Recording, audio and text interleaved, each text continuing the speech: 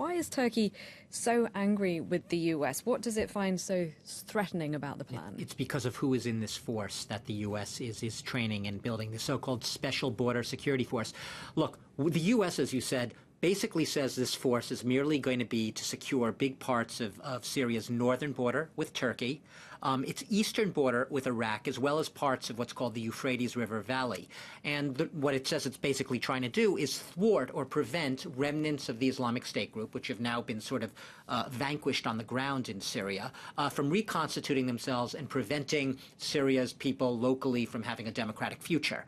But Turkey does not see it that way. Within this force, broadly under an umbrella called the SDF, the Syrian Democratic Forces, there are both Arab but also Kurdish militias. This is a Kurdish-led militia, and here is where it gets very dicey for the Turks and then some.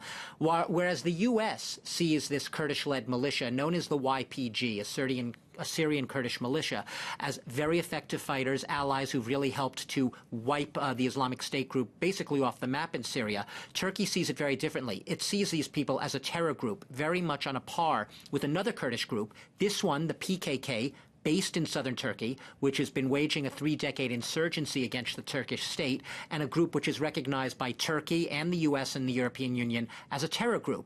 It says the YPG in Syria, the ones that the U.S. is supporting, and the PKK in Turkey, they are basically equal. They are all terror groups. And the U.S. effectively, by using this in its so-called 30,000-person special border force right on Turkey's border, is essentially backing terrorists. Turkey says it will have none of this. It's already setting its sights on one of these Kurdish militias in an area called Afrin in northwestern Turkey. It says it's ready to start really going and trying to take control of their area anytime. So it's not just words. Turkey seems to be ready to act on this threat, and so it's a very volatile situation.